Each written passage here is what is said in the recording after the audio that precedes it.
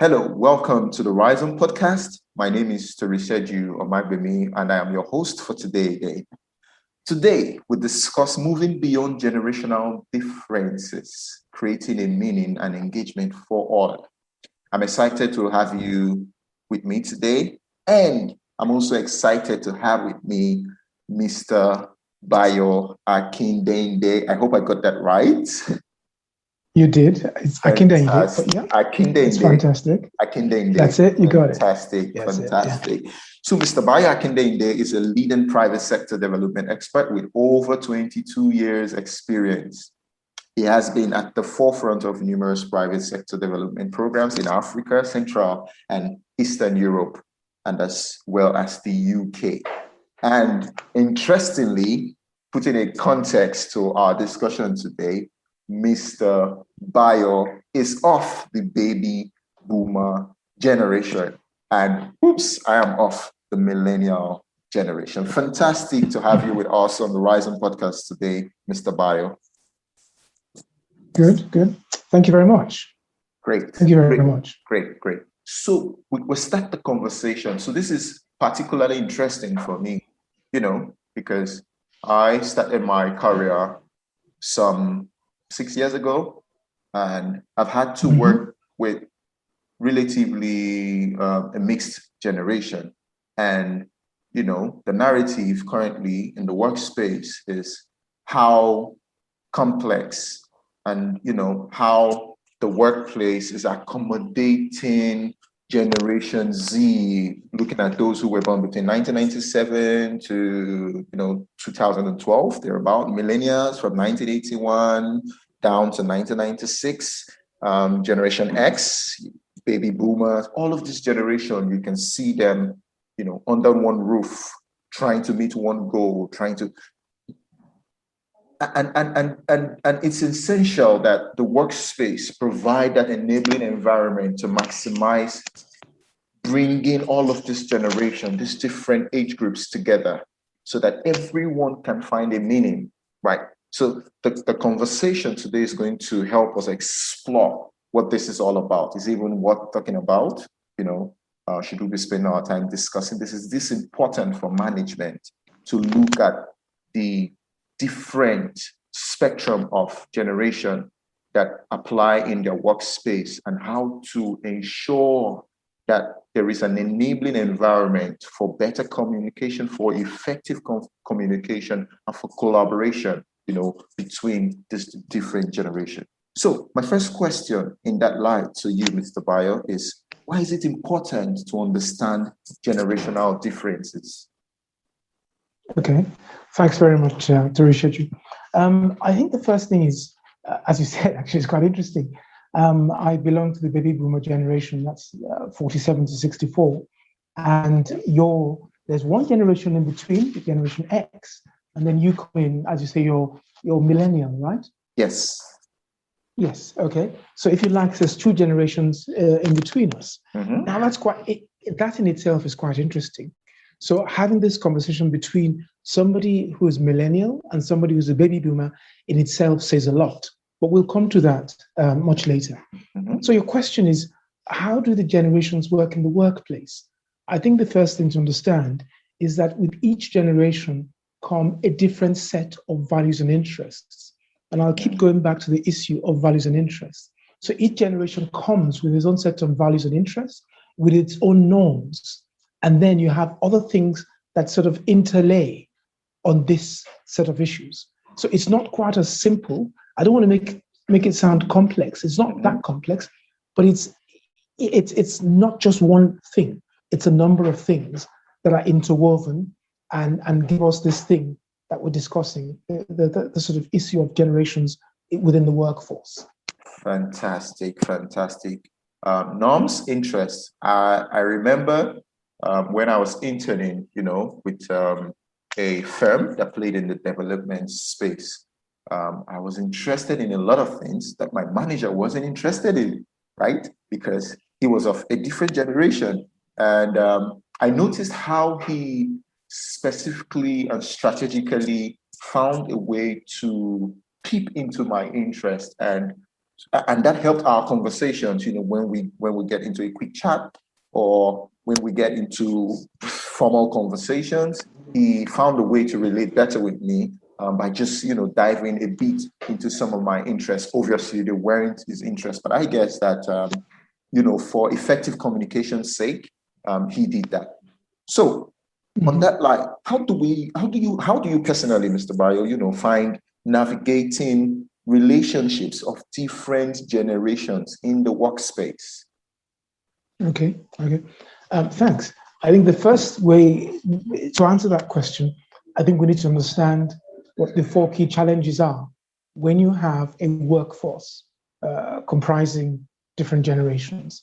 First of all, you need to understand the company culture, the culture of the environment in which you're working in. That is one issue. The second is the style of communication. First of all, meetings, email, how else do you communicate? Then you have the issue of negative stereotypes. So you'll get someone like me saying, all these youngsters and their issues. And you get someone younger saying, all these old people, all these babas and mamas, what are they doing in the workplace? You don't understand how we do things. Absolutely. Then you have a fourth key challenge, which is the cultural expectation. So the simplest form is how you address people in terms of culture. So in an office, you could find yourself as a young person having an older person reporting to you. How do you manage that? How do you address your subordinate who's older than you, for example? Or vice versa, you have somebody who's older dealing with a lot of young people. How do you address them in meetings?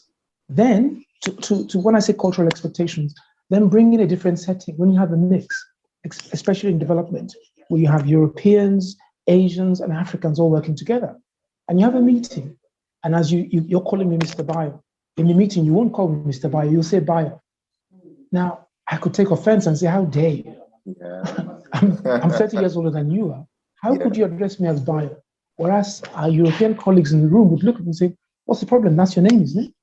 So the point I'm making is that you have lots of challenges in terms of generations in the workplace. The issue now, as you've said, is how do you then get across each of these challenges? I'll just go through them again: the company culture, the style of communication, the negative stereotypes on both sides, and then the cultural expectations.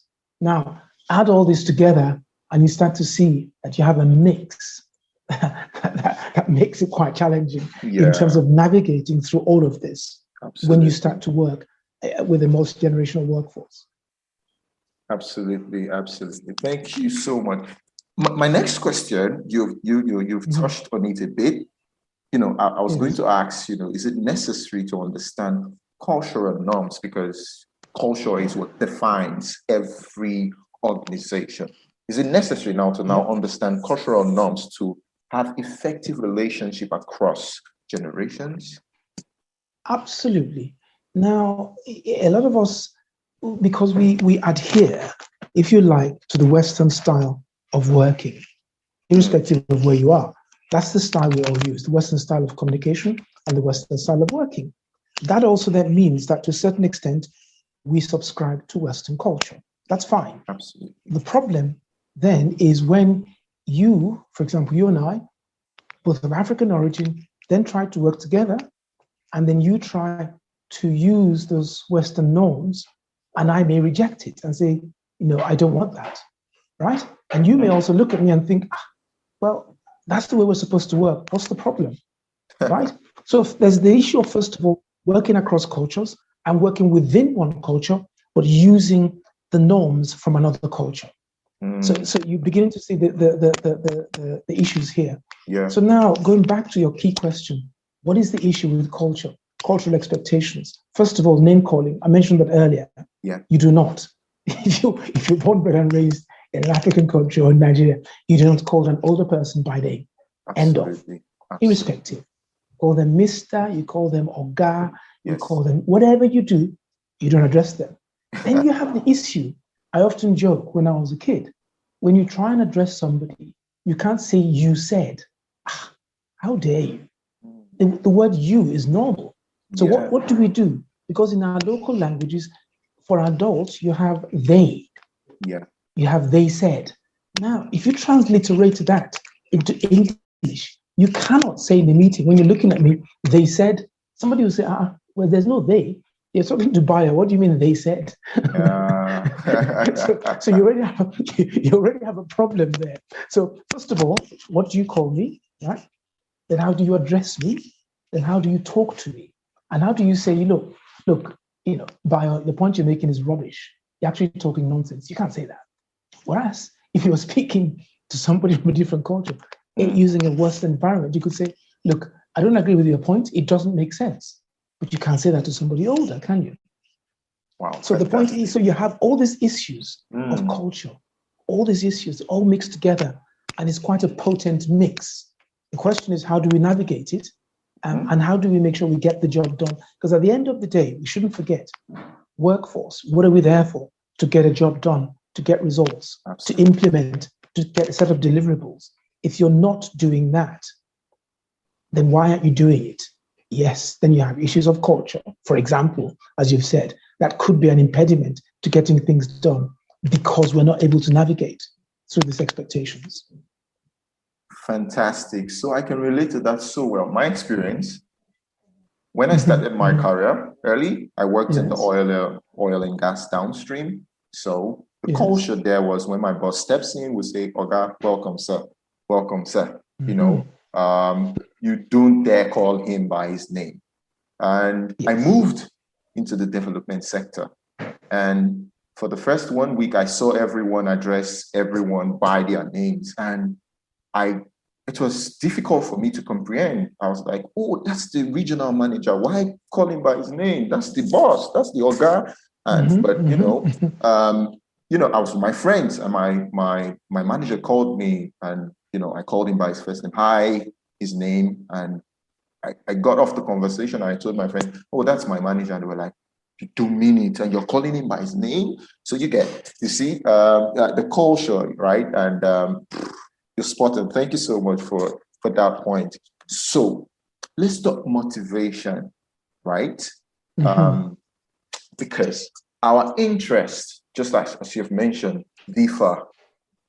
Just based on the fact that we are from different generations.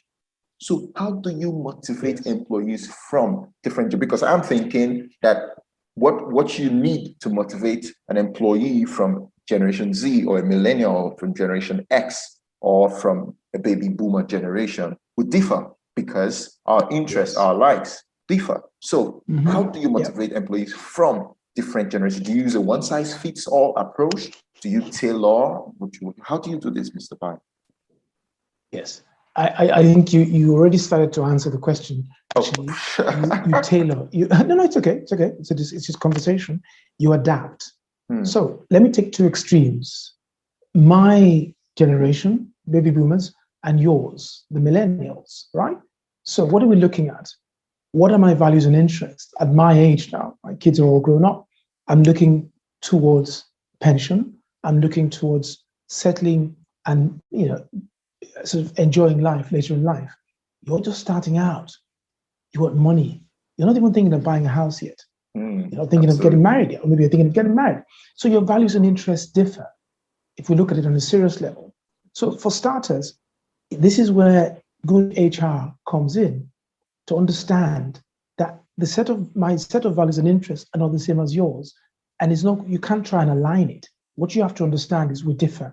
Now let's put into less serious matters. Issues, for example, office design. So some older people are used to having an individual office, right? Where it's compartmentalized. Yes. Younger people prefer open plan, where you can sit in the open plan room, you work away, you can hot desk, you can move from one. There's no, this is my space. Some of the older people like to have an office with a door, with folders, with shelves, in tray, out tray. Young people don't need in tray, out tray. Just have a laptop, put it on his desk, hot desk, have a laptop, open it up, work away, go and have a coffee, come back, chat. Older people want a different setting. That's another one, right?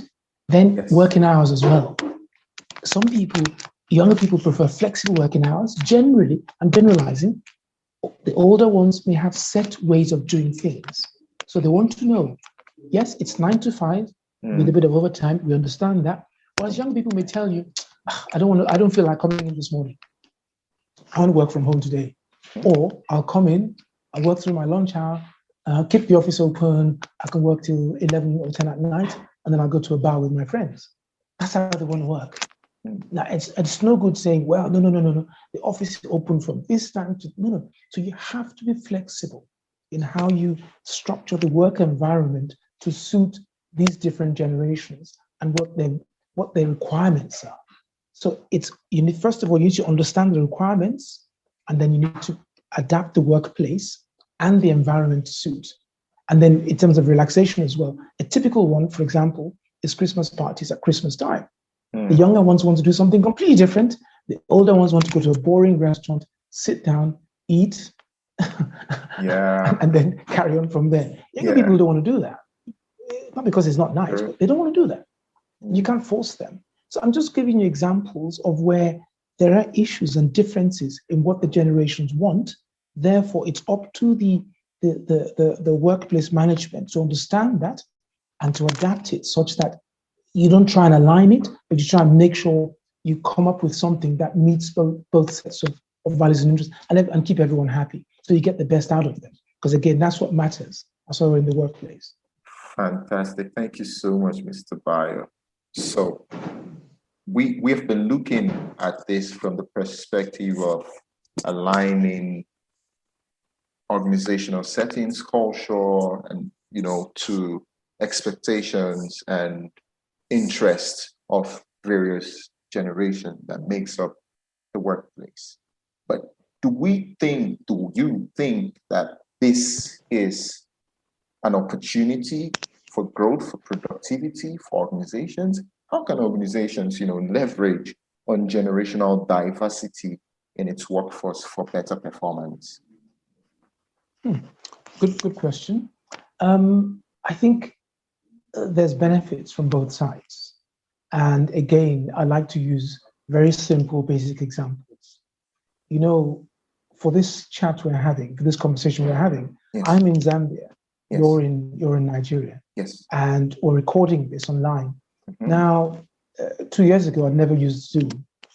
I'd never used most of the devices you asked me to download, to use this, Audacity, all these things. Never heard of it. Yeah. But I'm having to learn, right? Yeah. You, on the other hand, you feel very very conversant with it. To you, it's normal. That's how you do things. So for starters, what we have already is a mix. I'm having to adapt to come up to scratch and understand what is being used now. And you're having to sort of say, look, this is how we do it. Now, let's reverse it the other way around as well. There are lots of issues you will face in the workplace that you don't have the experience to deal with. Well, I've worked in different environments with different people. Therefore, I bring something also to the table. So to answer your question, a multi-generational workforce, a diverse workforce in terms of generations is good, because what you bring together then is a combination of experience, a combination of hands-on, a combination of working at the coalface, as it were. And then when you bring that together, you have a rich environment in which the end beneficiary of whatever job you're doing benefit more, because they have experience and knowledge from different. So you're combining experience and knowledge from different generations, and therefore the diversity and the richness of the diversity is beneficial. Wow, fantastic. So combining experience and knowledge, for better business performance, basically. Absolutely. It's leveraging diversity, of the workspace, of the workforce. Fantastic. Thank you, Mr. Bayo. Thank you so much. So you're welcome. I'll move to the next question. We'll have a couple and we'll be signing out on this one. So it's okay. How can organizations, create an enabling environment for its workforce to thrive, bearing in mind that different things motivate people of various generations? Yes, I think this is where human resource organizations come into their own. because it's their specialty. If I set up a business, for example, to make cakes or to make cups or to make laptops. I'm not an expert in human relations. I'm not an expert in human resources. I have no idea. Now, when you then require to work with people from different generations, right? This is where you bring in specialist experts who know how to mix, how to understand the different requirements, how to understand the different values of interest, how to come up with communication styles, and how to help you develop a company culture. That's how you start to come up with an environment that is enabling and is conducive to different generations working together. So to answer your question in simple terms, yes, you can create an enabling environment, but this is where, as I say, the company culture needs to understand what is the company culture? How do you want the company to be seen? How do you want it to be reflected in what you do? Who's the face of the business? Or who are the faces of the business? What kind of business is it? All these are factors that would determine the way you structure, the way the company culture is formulated, and the way it's, how can I put it? The way it's implemented is not the word, the way it's put out, right?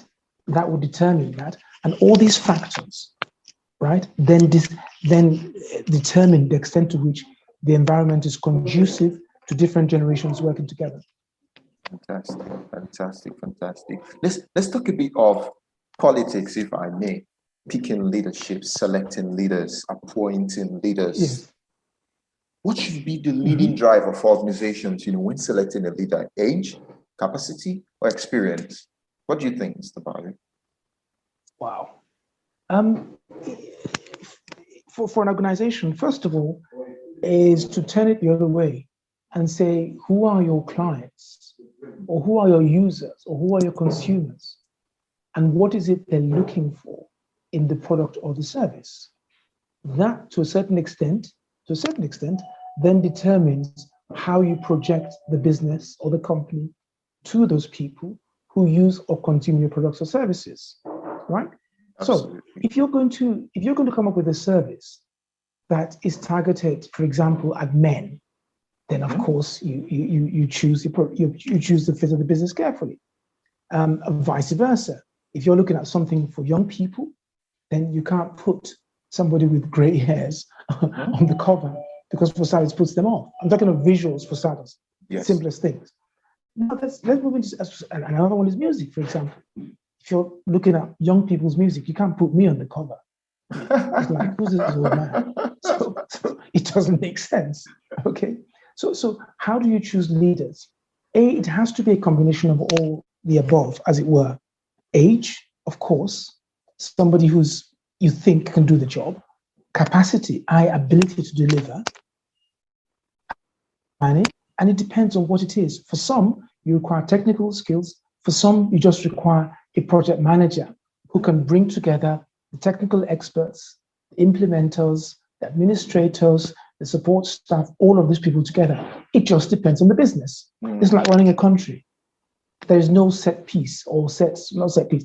There is no set gender or set age for running a country. It's a combination of all of those things, which is age of the person, the experience they have, the political leanings, the values and interests. All these factors come together. So it's not as simple as, oh, this is the prototype. It depends on how you combine those things and how it's reflected in that person or persons. Fantastic. Thank you so much again, Mr. Bayo. So, structurally or culturally, I know we've spoken about structure, you spoke more about culture, to be honest.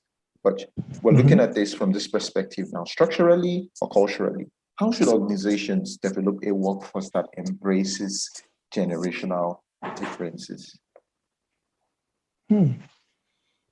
Wow, I'm not going to pretend to be an expert in this area, but I think the way to go, would be to get people who understand how to do this, how to get this mix, people who understand how to work towards a company culture that allows for everyone to thrive, both young and old, from different generations, from different genders, and I forgot to mention also from different backgrounds, because we keep talking about generations. You also have people from different generations, but also from different backgrounds. That's another interesting point, because we all have to get together in the workforce to deliver.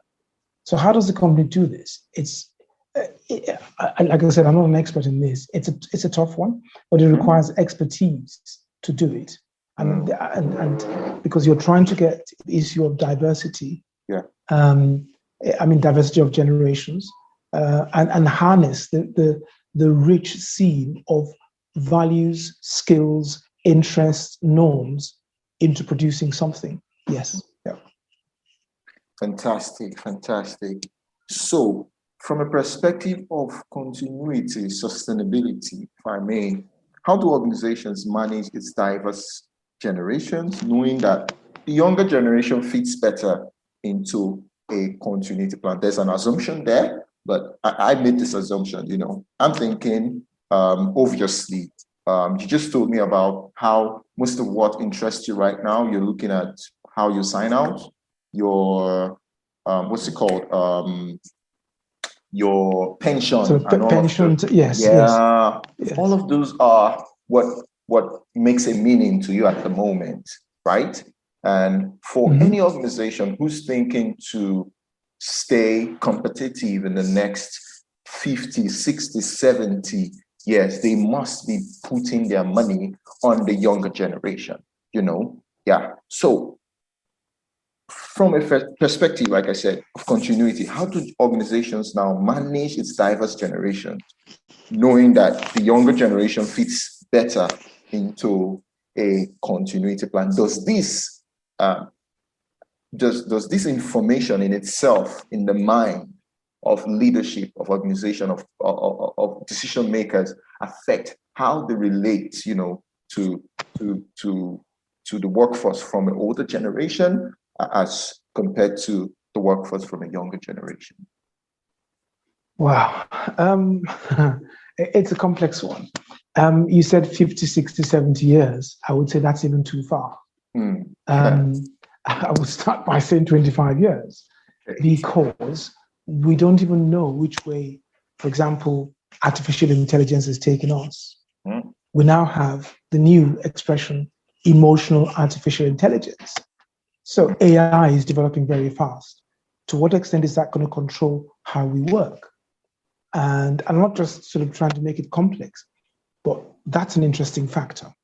To what extent will that change the nature of the workforce of the future? Forget about 50 years. We're talking 5, 10, 15, max 25 years. What's the impact going to be? How do you project forward? Now, to answer your question, I just thought I'd put that out there.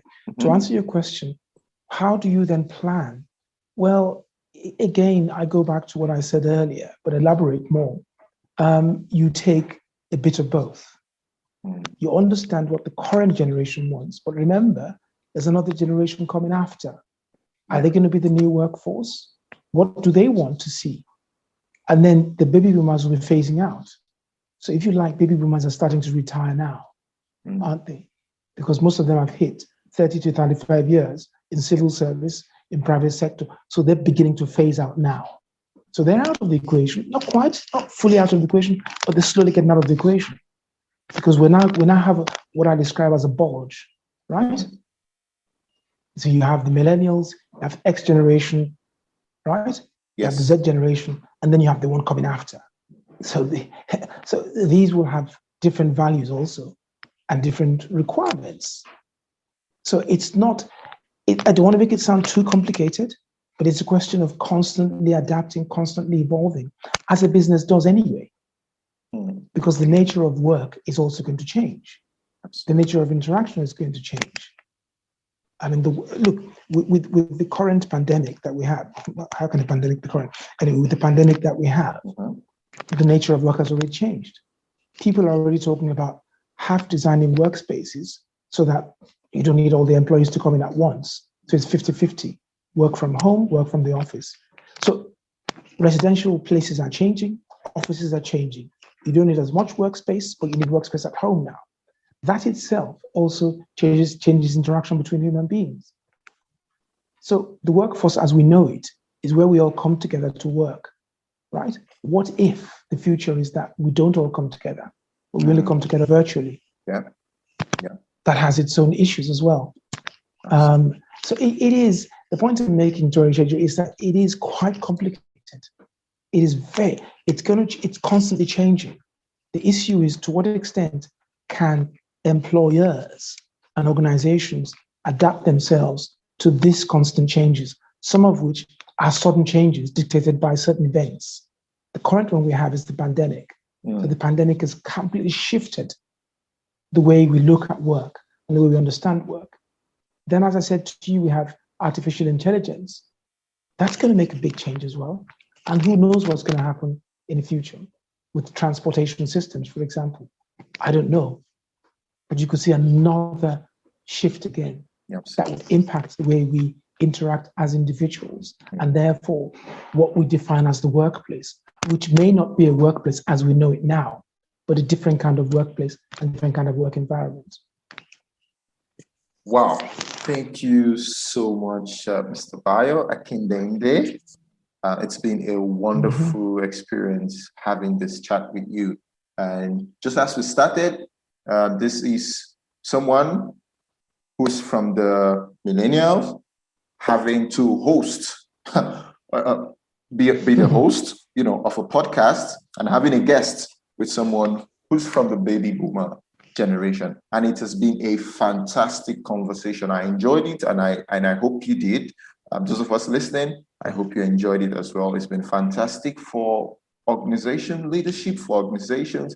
It is important for us to create an enabling environment, taking into consideration cultural norms, experiences, interests of different generations, baby boomers generation X, millennials generation Z, and the coming generation who's going to be getting into the workspace soon, projected to be generation alpha from, I guess, 2010 to about 2015, that range, those born within that year range.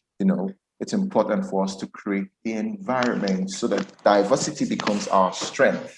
Diversity becomes what we use, in driving productivity and constant market grounds. Thank you so much once again, Mr. Bayo, for joining us on the Rise On podcast to discuss this very interesting topic. And thank you, listeners, for listening to the Rise On podcast.